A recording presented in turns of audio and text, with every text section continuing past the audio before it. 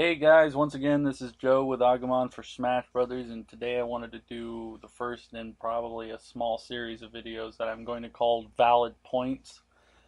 These are videos in which I discuss highly subjective material, so if you're one of those kind of people that are very, very easily annoyed by uh, gray opinions as opposed to, the classic black and white opinion, you might want to stop watching right now because I personally do not subscribe to black and white opinions on a lot of different issues. I don't think anything is that simple, and especially when it comes to gaming culture as a whole. I don't think that there's anything so serious out there that people need to be getting as visibly upset about it as they do, but they still do, and that is their right, and it's just what it is. Excuse me. So, with that being stated, today I wanted to talk about a point that I've seen people make, and one that I agree with to a certain extent, but I also have a counterpoint to it. And this is how these videos are going to work: is basically that I propose a point that someone else has made. I explain why I think it's a valid point, why I think it's okay, and then I give a counterpoint to it. Because I'm always thinking in the gray zones. I like to look at things from two different positions, and the point I'm working toward today is the whole amiibo or toys to life phenomenon. And I know a lot of people really love it, and a lot of people really hate it. It's kind of in that position where it lays on that fault line where it's love hate. There's a lot of things out there like that, which is why I think it's such an interesting conversation to have. Excuse me. So the first point that I'm going to address is the one of the people who hate it. And I know, right off the bat, like one thing I really want to stress when I do a video like this, or I just talk about opinions, is that having an opinion doesn't make you cool. Hating something doesn't make you cool. Liking something doesn't make you cool. I really wish people as a whole would kind of catch on to that. It's so easy to hear someone say something that you agree with and then think that person's cool. But at the end of the day, our opinions are just a very small part of who we are. It really is. As much as people don't want to admit that, we're so caught up in consumerist culture in which we believe that everything we buy or wear is some form of self expressionism, and the products that we love are somehow intrinsically connected to our soul. So if someone insults a brand that we enjoy, we tend to look at it as an insult toward ourselves. And I'd really like to see people get away from that. But as long as marketing is the way it is, I don't think it's ever going to end. So on to the whole point of the people who hate Amiibo and Skylanders and Disney Infinity and all the other Toys to Life things. And I get it. A lot of people are not materialistic. They don't see the point in collecting figures. They don't understand why you'd want to amass plastic and junk into a, just into a part of your house to take up space and waste money. And I can get that. I can understand that. They also see the whole physical DLC as a bad thing because it can be scalped. It's not like regular DLC that's available to everyone.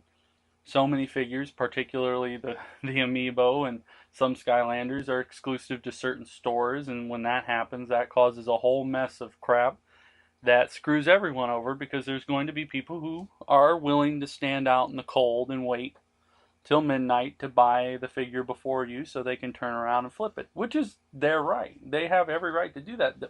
The whole act of them standing outside and waiting in that cold or in that heat or whatever is part of the process. It's like, you work a 12-hour day or an 8-hour day at a job, and, excuse me, you work that day at the job and you get paid at the end of the week. This is their payoff. They get to wait in line, and sometimes, and I've been in those lines before personally. I've never waited on an Amiibo or a Skylander or anything like that until recently. I actually got in line to pre-order a Greninja, and I got to hang out with some cool people. But I've also waited in lines to get Smash Brothers at midnight, I think, with Brawl. And I didn't like anyone I was standing in line with, and there was about 40 people there. So if that gives you, general idea of the kind of things that people, they can be a great time or it can be a crap time. Standing in line in and of itself is part of the job that these people make for themselves. So, but I can understand why someone would dislike the idea that other people are buying these figures and scalping them essentially. But that's all part of the game. Anyone who collects figures, anyone who does anything like that understands. But these other people, they don't get it. It's not their bag. There's a lot of things about Western civilization I personally don't get and don't understand. Uh, I don't get like national holidays. I think we should all just have personal holidays and not try to all celebrate one holiday at the same time and congest the roads and just end up, especially when all those holidays are forced around the winter time to help sales because that's the slowest sales season in consumerism. And if we can position all these big buy it holidays around December and stuff and November, then we can bolster our sales and help ourselves out because without those, you know, people wouldn't spend any money around that time of the year. So I understand why they exist, but I never understood those. So that's just me. So I can get where these people don't understand the point of collecting. And the next point that they make is that there are so many things with Amiibo that you have to have the Amiibo to unlock certain things in games. Some of these people really want some of these things. I know in like Captain Toad, there's actual game modes that are unlocked via the Amiibo. I don't know. I haven't played Captain Toad, so I can't say, but I've heard a lot of people complaining about this, that there's certain figures that they can't get a hold of, and they can't play this extra bit of Captain Toad, and that does stink for them. It is very miserable for them. So I can get where they're coming from. Now, I'm going to counter that point with uh, a point I would consider from the perspective of a collector, such as myself, someone who collects figures. And in the defense of Amiibo and in the defense of Skylanders, I'm not so much with Disney Infinity because I don't think that that the Disney Infinity figures are quite on par with the Skylanders or the Amiibo figures. But that's just my opinion. In their defense, as a figure collector, standalone by themselves, the the Amiibos in particular are very high quality figures as far as that scale goes. I collect a lot of small figures. I've done it for quite a while, and I can say that the Amiibo figures are right up there with some of the higher grade, like Japanese figures that I've bought. Now, granted, there are some, not all are created equal, and it varies from figure to figure to character, and I'll be the first to admit that.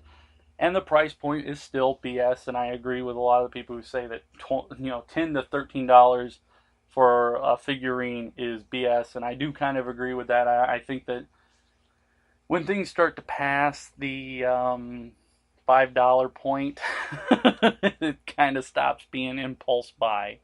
That's just my opinion. I try not to impulse buy anything over $10. So, but as a figure collector, they're pretty decent figures. I can't complain. I mean, there's some issues here and there, and certain ones don't look as good as others, but I really like the paint job on like the Mega Man and a lot of other ones that I've owned. I'm looking at uh, the Sonic one, and I just think it's kind of nice right now just to have a Sonic figure where he's in kind of a running pose and it's just a stagnant figure. Uh, you got the Luigi, which I think is just one of the greatest figures ever made. He's got some really nice airbrushing colors on him, and it just looks good.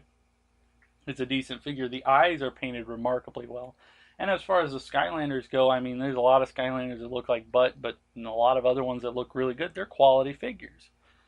And granted, I think the price point is BS, don't get me wrong, but for what you do with them, especially with Skylanders, each one unlocks a new character in a game. Now, do I still think that it's worth $10 to $13? No, but I can relate, I can understand. That being stated, the key reason why I think the whole physical DLC, as some people are calling Skylanders, Toys to Life, anything like that, the key appeal for me is that it's something I physically own. When I buy DLC on a console for a game, you don't own that. You're just buying the right to download it.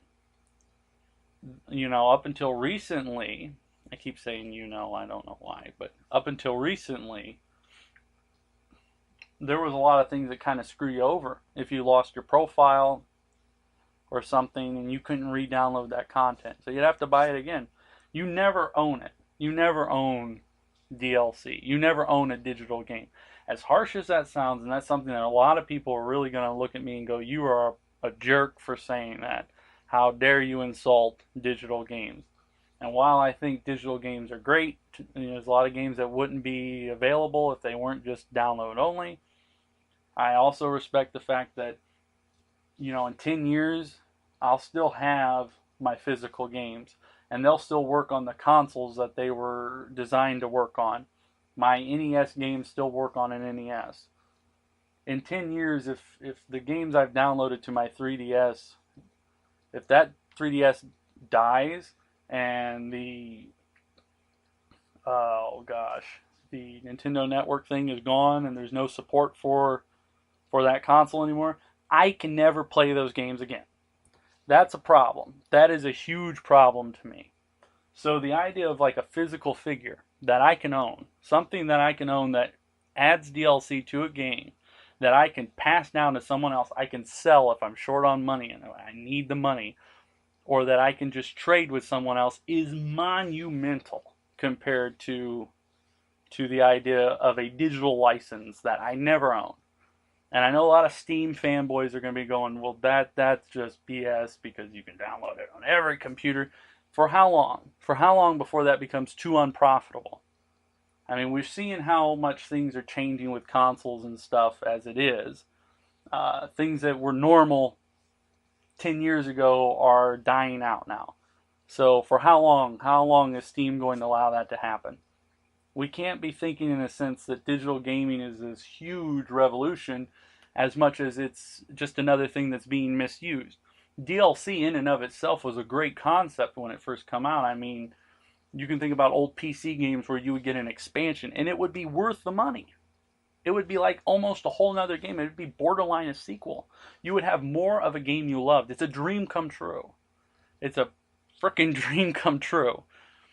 And then it just greed, like so many other things, ruined it. It didn't take long before you started getting on-disc DLC, licenses, season passes, and other nonsense like that to download things that were already on the disc, were already in the game.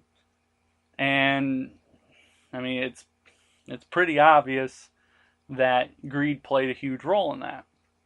So how long before things like Steam get ruined by greed? And I don't think that anytime soon it's going to happen, but there's a chance it could happen. So to have something that physically exists, that I own, that I can touch, that I can appreciate outside of the game, that I can, I like to take pictures of my figures, I can take pictures of, is so much more valuable to me than any flash sale or anything like that. There's so many games I've bought on the 3DS just because they were digitally available and they went on a flash sale.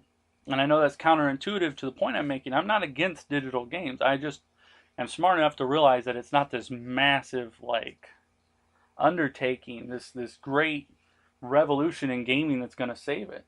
I think in a lot of ways it's going to be like everything else. It's going to, in the end, be ruined by greed. So that's just kind of my opinion. So, and I'm not saying that the whole Amiibo and Skylanders thing is not ruined by greed at all. I believe greed is ruining it as well. But I am going to overstate that once again. It's something that I'm holding in my hand at this moment. It's something that I can hold in my hand 10 years from now. And it's as relevant to what it was back then, or now, as it will be then. So that's just my kind of point. And I know, like I said, a lot of people aren't materialistic. They don't understand figure collecting. I'm a huge figure nut. I've been collecting toys since I was old enough to walk. So to say that that I don't love the idea of Smash Brother figures is a gross understatement. I wanted gashapons of of Smash Brother fighters since Brawl, especially when I was getting really big into figure collecting back then. I mean, I still am, but that was like one of the big turning points for me is when that game come out. I was like, geez, man, I'd love to have figures of all these characters, and for Nintendo to release something like this that can also be used with the game is just cool. It's just cool. And then you've got things like amiibo tournaments and stuff. It's essentially like Pokemon. You're not in control. You train your amiibo and you let them fight someone else's amiibo. It's brilliant. It's a brilliant idea. So that's just kind of my perspective. And like I said, I understand people aren't materialistic. They don't like the idea of stuff cluttering up their space, and that's cool. I can get it. For them, the whole digital thing is perfect. But for me, it's not something I'm ever going to be 100% comfortable with. Uh, but that's just where I'm coming from. Once again, I state, and I overstate a million times. I really, really want to inject this into people's heads. Is that my opinion is just my opinion. It's a small facet of who I am, just as your opinion's a small facet of who you are. It's how we express our opinions, and I'm going to try really hard not to sound like a jerk or be too pompous about how I express my opinion. I know I can be sometimes, so if anything in this video was remotely or even the slightest bit pompous or just in your face sounding, I apologize. It's just easy to get into the moment. So anyway, now that I've kind of said my piece on it, I'd like to know what you guys think. Do you hate amiibos? Do you hate scalpers? Do you hate digital games? Do you hate digital only games? Let me know. If you haven't already subscribed, please do. It helps me out. Give me a thumbs up. Share my videos. Share our group. And I'll see you next time, guys. Thanks for watching.